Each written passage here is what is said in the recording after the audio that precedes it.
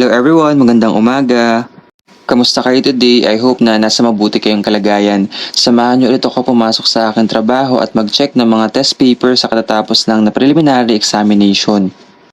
Week 6 na ng pasukan namin sa school at magsisimula na rin yung aming midterm period. Pagdating ko doon sa room kung saan ako naka-assign maghapon ay may nagkaklase pa.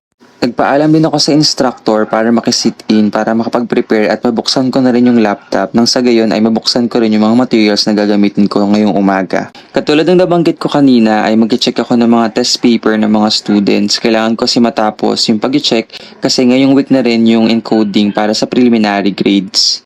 Pero bago yun ay may mga inayos muna akong ilang PowerPoint para sa lesson din namin next week. Sa mga getong panahon, ang ginagawa kong strategy ay chine-checkan ko muna lahat ng mga outputs at examination ng mga students bago ko sila i-record. In that way kasi, mas na-organize ko yung workload at pakiramdam ko, hindi ko nadidelay yung proseso pag ginagawa ko sila one at a time at hindi pinagsasabay-sabay. Hindi rin ako kumukuha ng panibagong group of students or section hanggat hindi ko pa natatapos yung isa. Doon din kasi nagsisimula yung tambak-tambak na paperworks pag kumukuha ka lang ng trabaho at hindi mo tinatapos. Sa buong maghapon ay ganun lang ginawa ko, tsinikan ko lahat ng mga examination at outputs at sa awa ng Diyos ay natapos ko din. Good morning again, another day na naman para pumasok. Today is Friday at sa part-time job ko dito sa university, every Thursday at Friday lang yung pasok ko. Natapos ko pala yung section na chine-checkan ko kahapon at na-encode ko na rin sa class records lahat ng mga scores nila. Ngayong araw ay target ko naman ma-accomplish yung kabilang section.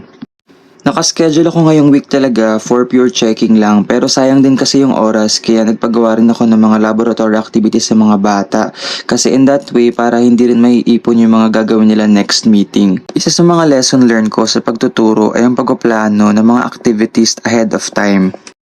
Effective siya lalong-lalo pag na-implement mo siya ng tama at sakto dun sa mga dates na naset mo. Natutuhan ko rin maglaan ng mga adjustment and allowance para doon sa mga days na hindi mo ma-accomplish yung mga activities na gusto mong matapos. Ngayong buwan din pala ay sinaselebrate natin ang Teachers Month.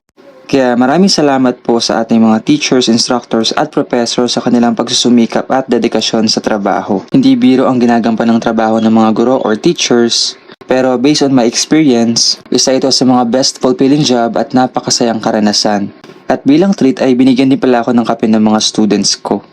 Dito ko na rin pala tatapusin itong video at maraming salamat sa panonood. See you in the next video. Bye-bye!